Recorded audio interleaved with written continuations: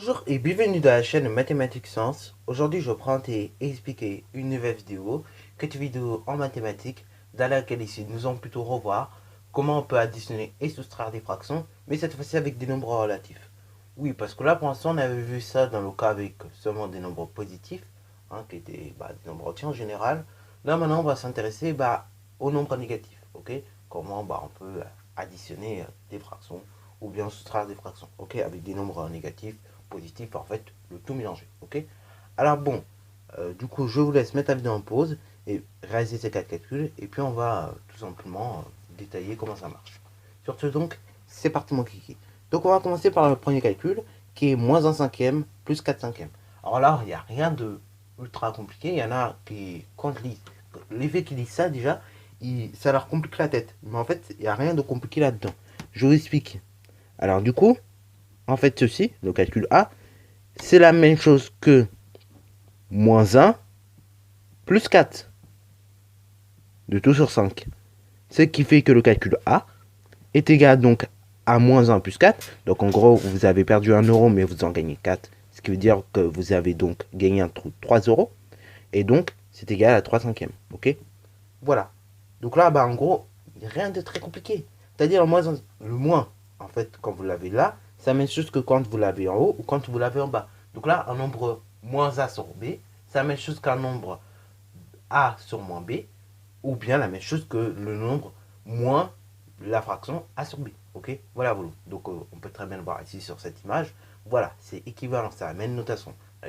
J'en ai peut-être déjà parlé, mais je préfère vous le répéter parce que c'est vrai qu'il y en a beaucoup, ils sont perdus déjà. Ok. Voilà. Donc, il n'y a rien de très compliqué. Ok. En fait, le moins, vous pouvez le déplacer où vous voulez. Si il est en bas et que vous gêne, vous pouvez le mettre en haut. Ainsi de suite, ainsi de suite.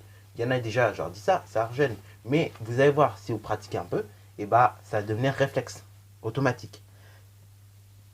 Si vous avez le moins qui est en haut qui vous gêne, vous le mettez à gauche. Si vous avez le moins au contraire qui vous gêne, bah, comme il est comme il est dans sa position ici, et vous pouvez le mettre en haut, ainsi de suite, ainsi de suite. Le moins il peut se déplacer quand il n'y en a qu'un seul. Par contre, quand il y en a deux, ça se simplifie directement, ok. Comme on peut le voir ici en bas. Quand vous avez moins A sur moins B, c'est la même chose que A sur B, ok. Voilà, voilà, comme on peut le voir ici. Alors bien évidemment, je rappelle toujours que dénominateur, donc ici c'est le nombre B, il est toujours différent de 0. Non, parce qu'il y en a aussi, ils croient qu'on peut même faire ça avec 0. Non, on ne peut pas diviser par 0 en maths. Donc voilà, du coup c'est logique que le dénominateur, il faut qu'il soit différent de 0. Alors, calcul B, moins 2 tiers, moins 3 tiers. Alors là, voilà le genre de calcul qui peut en gêner certains. Mais si on s'y prend bien, on va s'en sortir. Ok. Donc, calcul B. C'est égal donc à moins 2. À moins 2 plus quoi. Et c'est là qu'il ne faut pas aller trop vite. Parce que oui, il y en a, ils vont aller trop vite en voulant écrire. Donc c'est égal à moins 2, moins plus 3. Ok. Donc là, j'écris tout comme ça, vous pouvez comprendre. Bon, en réalité, ceci, moins plus 3, on pourrait directement l'écrire à moins 3. Sur 3, ok. Alors pourquoi je me permets d'écrire ça comme ça? Parce qu'en réalité, on a un codiciaire. Donc il n'y a pas l'effet de se prendre la tête avec les dénominateurs ou quoi. C'est tous ces mêmes. Donc voilà. Alors en réalité, ici pour le calcul B, on obtient une somme algébrique toute simple. On obtient moins 2 moins 3. Ce qui fait donc moins 5 tiers, ok. Alors bon, du coup, je vais tout vous écrire, comme ça au moins vous comprenez. Donc là, vous avez moins 2. Moins par plus, on a dit que ça faisait moins. Donc moins 3 sur 3. Alors là, quand on ne sait pas simplifier ou quoi, là, non, non. Si vous faites ça, ça va pas le faire, ok. Puisque là, nous avons une soustraction en haut, ok. Faut pas oublier ça. Donc là, du coup, ce qui donne que calcul B est égal moins 5 tiers. Alors, moi, je vais l'écrire directement correctement. Ça s'écrit comme ça. Mais si vous l'écrivez comme ceci, ça dérange pas. Mais c'est juste que la vraie, enfin, c'est pas question de vrai, mais c'est juste que la bonne notation, la notation, on va dire propre, si je puis m'exprimer comme ça, c'est comme ceci, la première que vous voyez à gauche, ok. Mais on peut très bien aussi noter ça comme ça, ok. Mais normalement, le mieux c'est quand même comme ça. Quand on a le résultat, vaut mieux le noter comme ça. Mais après, c'est vrai que quand on effectue les calculs, comme ça peut être pas mal. Genre, par exemple, quand vous avez des très longs calculs, c'est mieux de le noter comme ça. Mais si vous avez des petits calculs, enfin, en fait, quand vous donnez le résultat, c'est mieux de noter comme ça. Ça fait propre tout de suite. Parce que comme ça, on voit moins bien que comme ça. Bon, calcul C.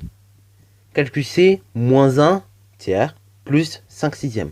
Bah là, pareil. Là, ce coup-ci, il va falloir quand même se prendre la tête avec les dénominateurs. Donc, premièrement, on va voir les dénominateurs tout de suite. On va régler la question, ok? Donc là, on voit que 3 et 6, c'est dans la même table et qu'on peut facilement passer de 3 à 6. Donc là, je multiplie ma première fraction par 2. Ce qui donne que ma première fraction est égale à, attention là, règle des signes. Là, vous avez un moins, vous avez un plus, donc ça fait toujours moins. Donc c'est égal à moins 1 fois 2, moins 2, sur 6, ok? Plus, plus quoi? Plus 5 sixièmes. Et là, ça revient à faire comme tout à l'heure, hein. C'est la même interprétation. Vous perdez 2 euros, mais vous en gagnez 5. Donc en réalité, vous avez quand même gagné. Mais gagné combien? 3. 3 euros sur 6. Ok, 3 sixièmes. Ok, donc vous perdez 2, vous en gagnez 5. Vous avez bien gagné, c'est-à-dire 3. Ok, donc moins 2 plus 5, c'est égal plus 3. Ok, vous pouvez aussi prendre l'exemple de l'ascenseur. Si vous n'y arrivez pas, vous êtes au 5e étage. Vous descendez de 2 étages. Vous vous retrouvez au 3e étage. Ou genre vous êtes à 0, vous descendez à moins 2, vous montez de 5, vous allez voir, vous allez tomber sur 3 sixièmes. Sur 3, tout simplement. Et après le 6e, vous le mettez en bas, ok? Parce que là, on voit très bien qu'on amène le dénominateur. Alors 3 et 6, ça se divise directement par 3. Donc on peut très bien diviser par 3. Et oui, parce que attention, là on n'avait pas eu à réduire tout à l'heure. Les fractions ne se réduisaient pas, ne se simplifiaient pas. Mais là, attention, il faut quand même vous prendre, enfin, il faut quand même vous dire ça toujours en tête. Il faut réduire les fractions, ok? Donc 3 divisé par 3, 1. Et 6 divisé par 3, 2. Donc là, on se retrouve avec un demi. Bon, calcul D. Alors calcul D, bon, ça peut faire peur, mais pas tant que ça. C'est-à-dire que c'est des calculs qu'on a déjà fait. C'est le genre de calcul déjà fait. Mais vous allez voir que c'est assez simple après quand on maîtrise. Donc là, calcul D, c'est égal 7 onzièmes moins 8 quarts. Donc là, on regarde. 11 et 4, et là, c'est pas du tout ensemble. Mais, là, qu'est-ce qu'on va faire? On va déjà mettre les fractions, mais un dénominateur, forcément. Et donc là, on va pas se prendre la tête. On va multiplier la fraction par le dénominateur de l'autre fraction. C'est-à-dire, par exemple, 7 onzièmes, on va multiplier au numérateur et au dénominateur par 4. Et du coup, 8 quarts, on va multiplier par 11. Ok? Donc c'est parti mon kiki. Donc 7 onzièmes, on a dit qu'on multipliait cela par 4.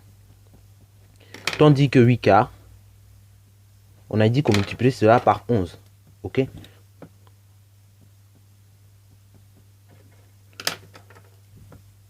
Ce qui nous donne calcul D, qui est égal donc à 7 fois 4, 28. 28 sur 44. Moins, moins quoi? 8 fois 11. Voilà, pour ceux qui n'arrivent pas à le faire de tête, vous faites 8 fois 10. 8 fois 10, 80.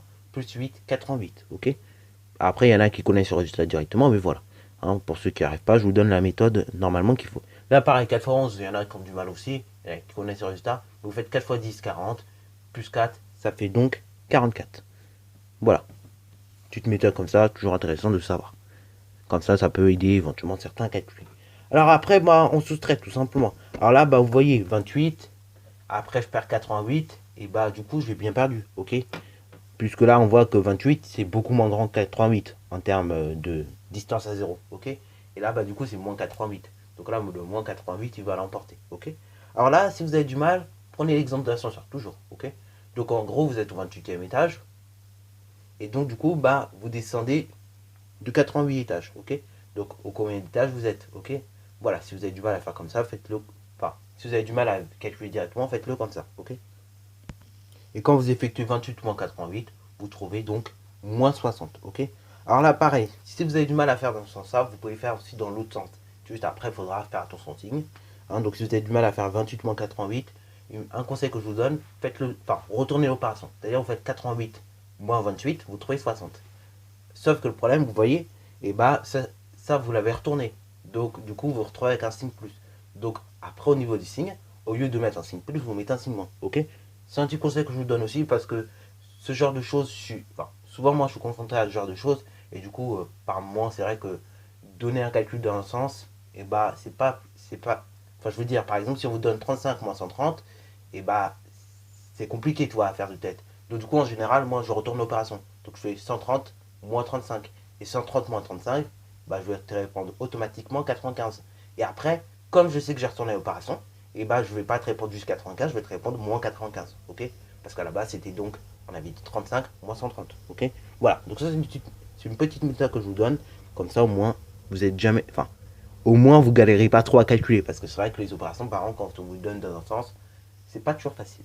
Bon, alors, tout ça pour finir, nous avons 60 sur 44, et là 60 et 44, bah si on regarde un peu, ça se divise par 4, ok? Alors, après, on ne peut pas diviser plus haut, hein, on ne peut pas diviser par 8, mais déjà, ça se divise par 4. Donc, déjà, divisons 60 par 4 et 44 par 4. Ce qui nous donne le calcul D qui est égal à 60 divisé par 4, 15. 44 divisé par 4, 11. Donc, c'est égal à 15 onzièmes, ok? Et plus précisément, moins 15 onzièmes, ok? Puisque bah, c'est un nombre négatif. Faites bien attention, hein, quand vous simplifiez les fractions, quand vous les réduisez, et bah, faites bien attention à recopier les signes. Parce qu'il y en a beaucoup là, de cette étape-là à cette étape-là, ils oublient de recopier le signe. Donc faites attention à recopier le signe à chaque fois, ok? Vu que vous avez un résultat négatif, normalement il doit le rester, ok? Sinon c'est, bah, ça devient n'importe quoi, vous voyez ce que je veux dire. Voilà, bon sur ce la vidéo est terminée. Donc voilà, tout ça pour te montrer que les opérations sur les nombres relatifs c'est faisable, hein. Plutôt que bien faire des additions, des soustractions sur les nombres relatifs. Donc si tu as bien aimé cette vidéo, n'hésite surtout pas à la liker, commenter et bonne reste à toi en mathématiques et en sciences.